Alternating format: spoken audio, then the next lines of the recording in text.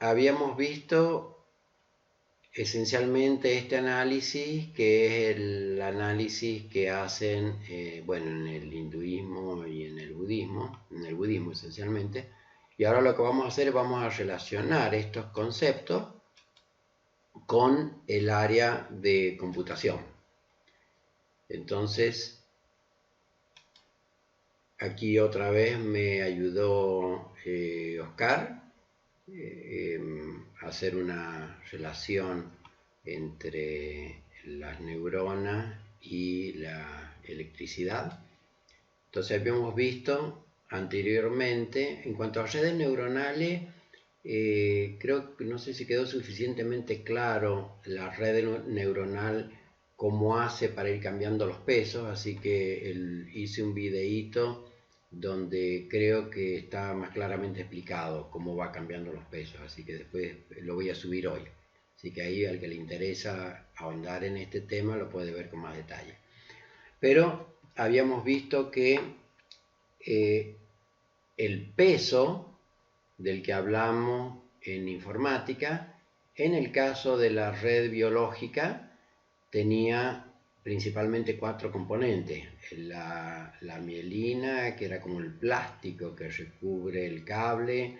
Por otro lado, los neurotransmisores, que van pasando de una neurona a la otra. Y uno de los componentes era la electricidad, es decir, lo que estaría el cable en sí, el voltaje que pasa.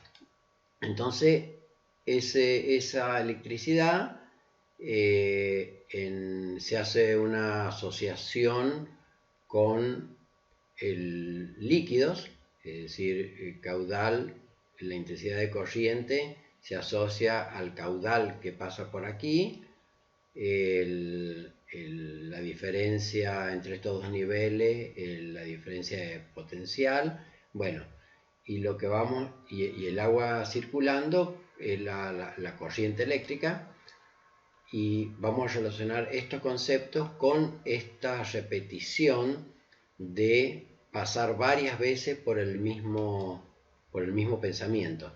Entonces, cuando estos estados aflictivos se repiten una vez y otra vez y otra vez, y tenemos esa tendencia que en el budismo se llama mente rumiante, es decir, volvemos a masticar una y otra vez el mismo problema, van aumentando estos pesos porque es como que pasamos por el mismo pensamiento una y otra vez. Entonces hay pesos que se vuelven demasiado grandes, y este peso excesivo de pasar varias veces por el mismo pensamiento es lo que se asocia con este cañón, ¿no?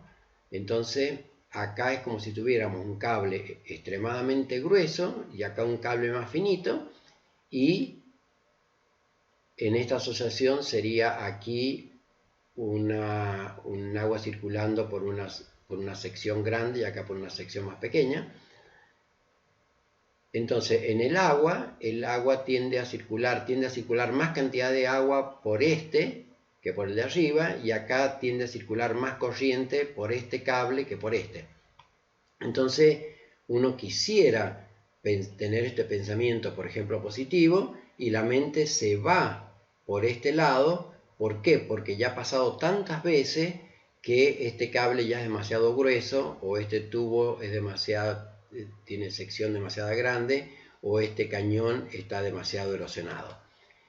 Y siempre cito a Lama Rinchen porque es de quien más aprendo todos estos conceptos.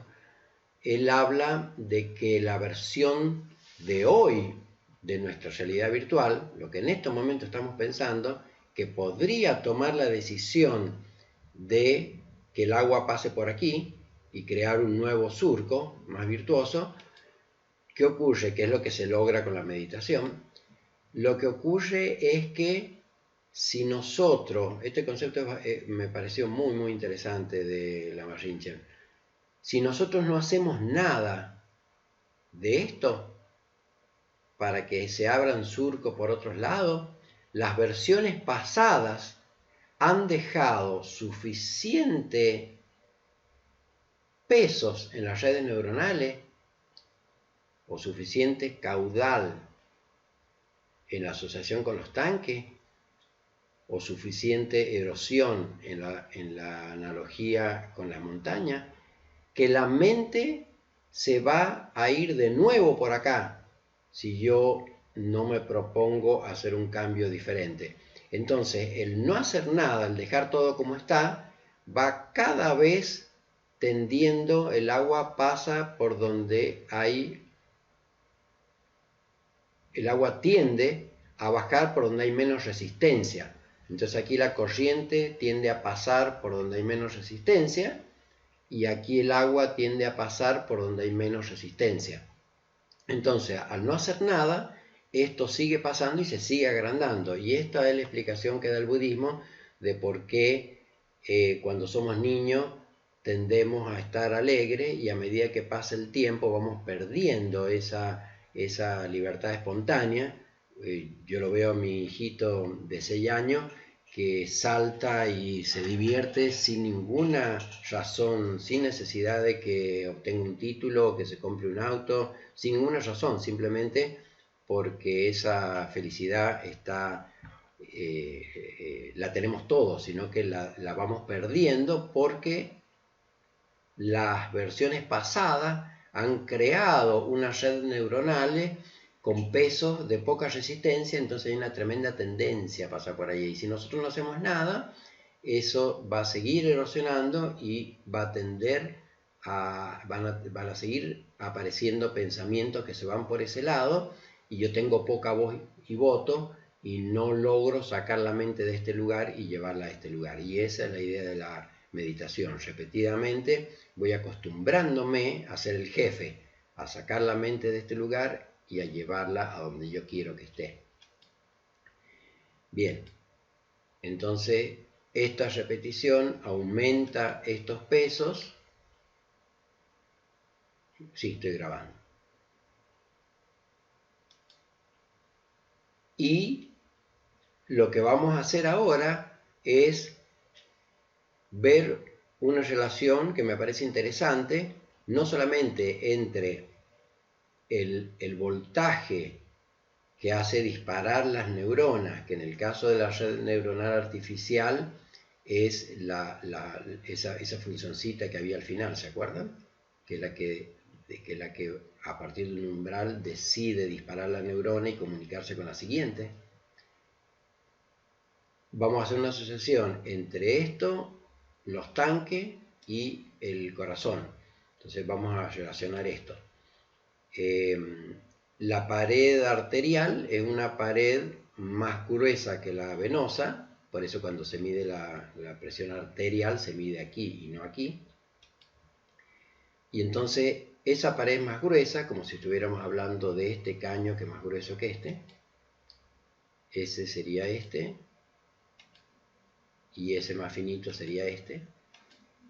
Entonces, a partir de esta asociación, van a ver a qué vamos a llegar con esta asociación. ¿Cuál es la diferencia que hay entre la asociación que se utiliza en electrónica de asociar la corriente que pasa por los cables con el agua que circula por las cañerías? Bueno, hay varias diferencias, ¿no?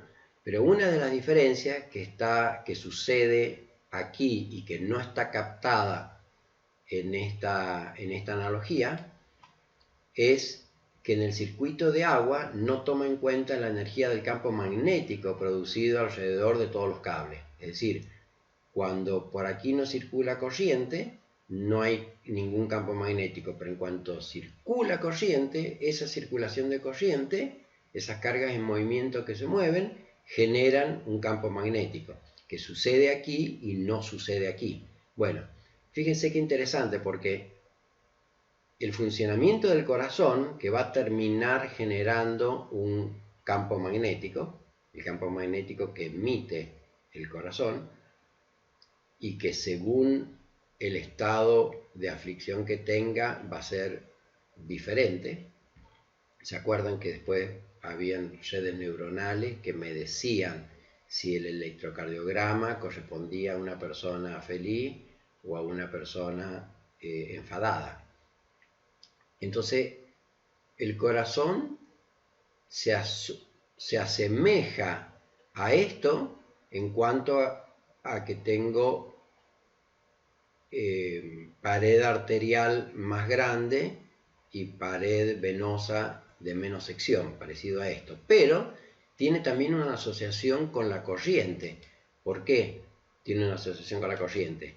Porque primero vamos a profundizar un poquito el concepto que habíamos explicado antes, que intuitivamente cuando se comprime el corazón, la compresión del corazón hace pasar sangre con mucha presión en este momento, y eso está asociado, acá es como si presionara esto, porque se comprime el corazón, y esto da origen a los picos del electrocardiograma que se llamaban los R, ¿de acuerdo? ¿Se acuerdan que la distancia entre los R era más pequeña cuando inspirábamos y más distanciado cuando exhalábamos?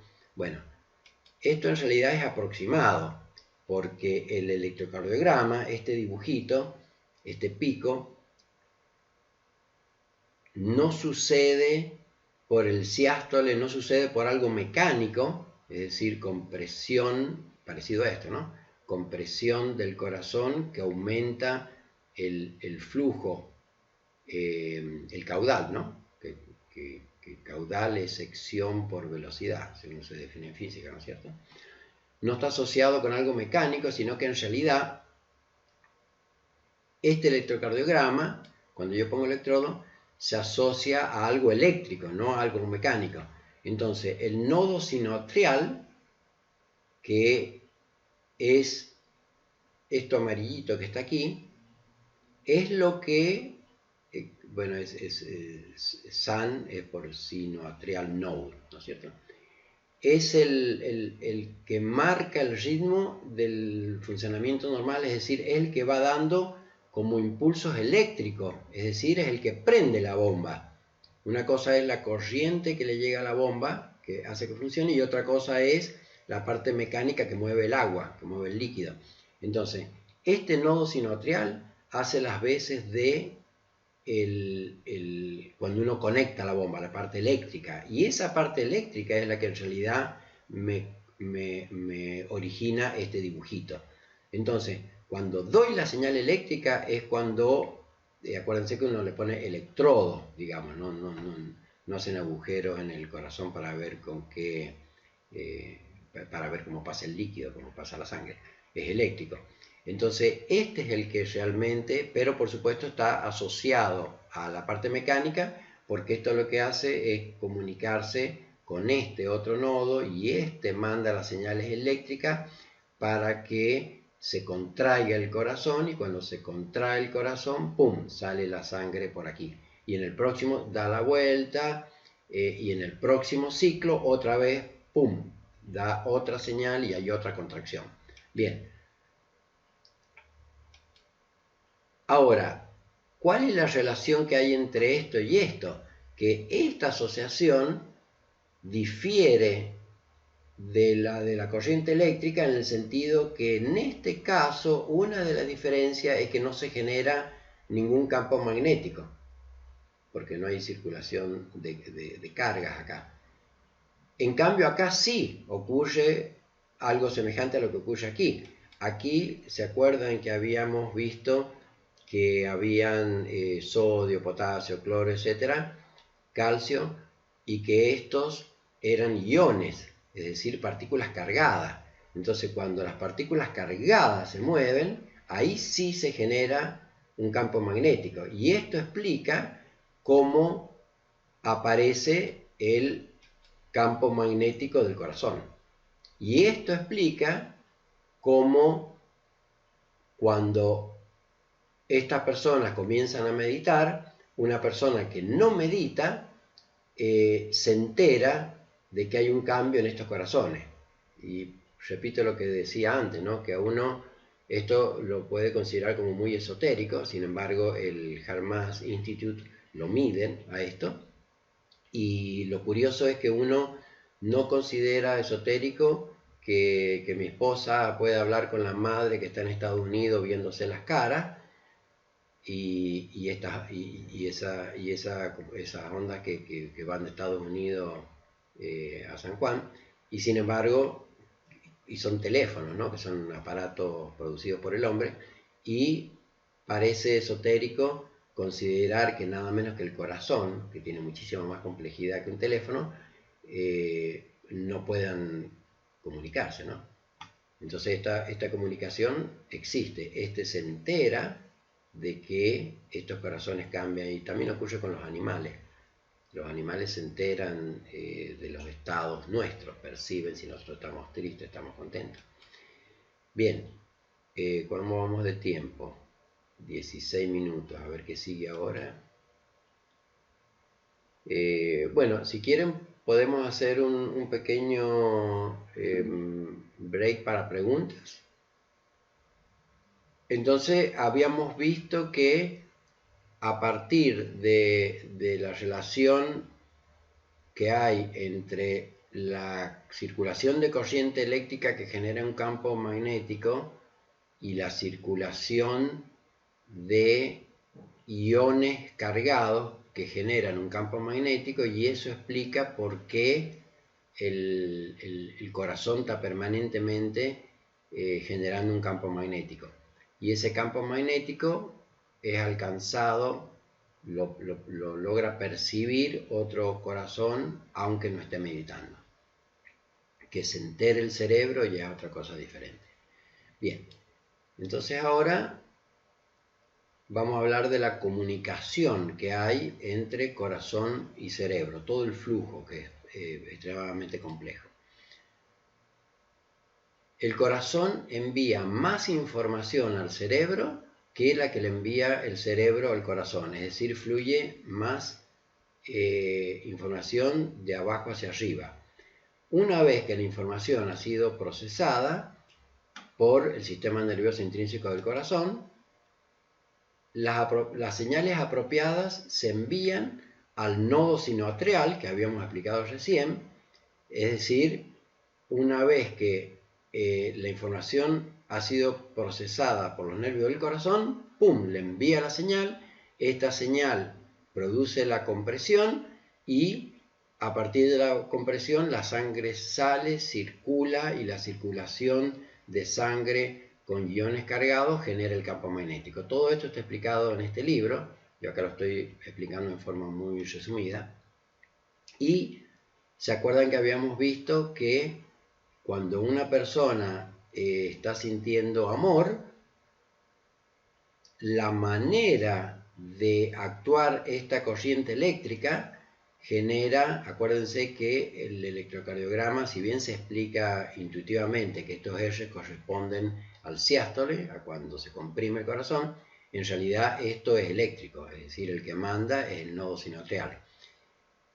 Entonces, cuando yo estoy sintiendo amor, la parte eléctrica y luego mecánica del corazón me genera este electrocardiograma, mientras que cuando estoy sintiendo enfado, la parte eléctrica del corazón funciona distinto, por lo tanto funciona distinto también la parte mecánica y genera un electrocardiograma diferente, y luego con redes neuronales, antes le había pasado el artículo, logran inferir si este electrocardiograma, por supuesto en forma digital, ¿no es cierto?, no en papelito como se lo entrega al médico cuando uno va a sacarse el electro. La red neuronal infiere si un electrocardiograma corresponde a una persona que estuvo sintiendo amor o corresponde a una persona que estuvo sintiendo enfado. Ahora, lo interesante es que esto es una onda portadora, es decir, acá se está aportando información de que hay enojo, mientras que acá se está aportando información de que hay amor. Entonces, esa información pasa al cerebro. En otras palabras, el corazón se entera antes que el cerebro de, si bien hay comunicación, yo puedo influir desde el cerebro, puedo influir en el corazón, también hay influencia del corazón hacia el cerebro. Después vamos a ver más adelante que se han hecho estudios donde muestran que se entera antes el corazón que el cerebro. Y hay más flujo de información del corazón al cerebro que viceversa.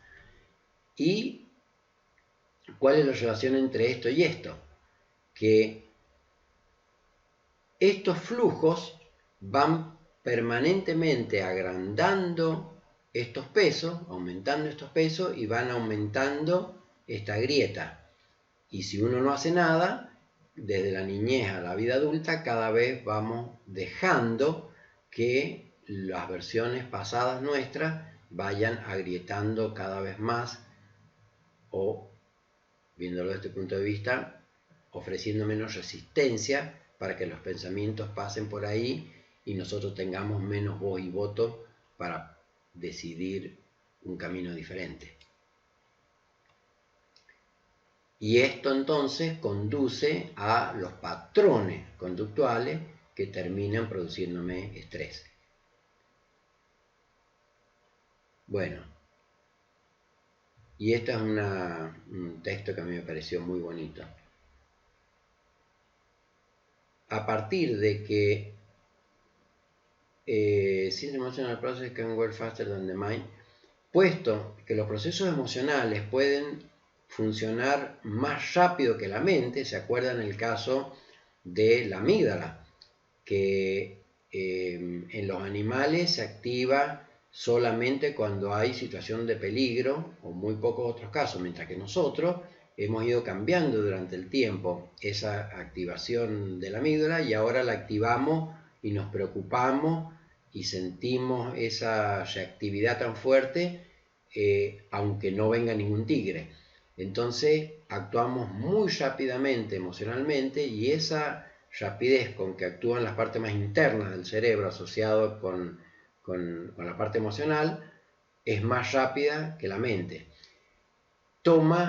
Entonces, desde que la parte emocional procesa más rápido que la mente,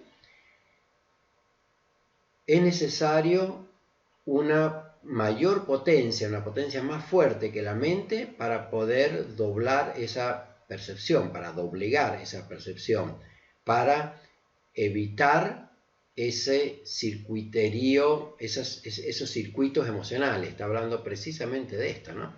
De estos circuitos emocionales, que la mente se va sola por ahí sin pedirnos permiso. Justamente en esta canción Acuarela, dice: sin pedir licencia muda nuestra vida y nos envía a reír o llorar, que significa sin pedir permiso cambia nuestra vida y nos invita a reír o a llorar. Es decir, que sin pedirnos permisos, esa canción está, se las pasé en uno de los videos anteriores. Sin pedir licencia, sin pedir permiso, la mente, los pensamientos se van por acá o se van por el lugar de menos resistencia y nosotros no tenemos la voluntad suficiente para llevar la mente de un lugar a otro. Y entonces dice, desde que los procesos emocionales pueden trabajar más rápido que la mente, se necesita una potencia más fuerte que la mente para doblegar la percepción, eliminar el circuiterío emocional y proveernos con un sentimiento intuitivo en cambio de esto. Y luego termina diciendo, toma la potencia del corazón. Es decir, es necesario algo tan poderoso como el corazón, por todo esto que hemos explicado, porque es donde se inicia la información del estado que tenemos, para que actúe sobre el cerebro y nos haga sentir mejor o dejar que actúe las viejas versiones y nos haga sentir peor. Y el que escribe esto es uno de los fundadores del HeartMath Institute. Y por ese motivo tiene tanta importancia el corazón que, Dalai Lama tiene un libro que es El corazón de la meditación, y por eso las religiones, no solamente las religiones cristiana, musulmana, hinduista, budista, sino que en las indígenas ya se hablaba mucho del corazón, porque estos seres iluminados entienden esta influencia del corazón, y por eso hay mucha meditación que está basada en el corazón. Y ¿se acuerdan la pregunta que me hizo, no me acuerdo quién me la había hecho, creo que Darío, no me acuerdo quién, que cómo podemos meditar y si dejábamos la mente en blanco? Bueno, en realidad no se deja la mente en blanco, la mente jamás está en blanco, siempre hay circulación por aquí, sino que lo que se hace es llevar la concentración a la respiración, que se usa como ancla, o llevar la concentración al corazón, o las dos, y entonces de esa manera, cuando yo empiezo a sentir, por ejemplo, los latidos del corazón, entonces están circulando, estoy activando estas redes neuronales, y al sacar la energía, es como si las pilas que están acá me las llevo acá. Al sacar la energía a las redes neuronales del cerebro, estoy haciendo algo parecido a poner la mente en blanco. En realidad no estoy poniendo la mente en blanco, sino que le estoy restando energía, por lo tanto estoy tratando de impedir que estos pesos sigan aumentando. ¿Correcto? Y entonces creo espacio para que la información fluya por otro lado, y voy paulatinamente cambiando los pesos. Esto es esencialmente la asociación que estoy intentando hacer entre meditación y redes neuronales. Bien, por último, la versión de hoy que tenemos nos dice, bueno, si a alguien le parece relativamente convincente o que puede tener sentido esto que estoy diciendo, en realidad no lo digo yo, en realidad ni cuando lo dice Lama Rinchen o Dalai Lama, en realidad lo toman de otros maestros, ¿no es cierto? Son los grandes maestros iluminados los que dicen esto, ¿no? Nosotros somos simplemente, intentamos repetir de la mejor manera que lo podemos hacer, que no es precisa, pero puede constituir una semillita que en un futuro germine, ¿no? Entonces, como lo explican ellos, lo explican como que hoy tenemos una versión que nos dice tenemos que terminar la maestría, o tenemos que rendir esta materia, o tengo que cambiar el auto, o tengo que solucionar tal problema, es decir, una meta mundana.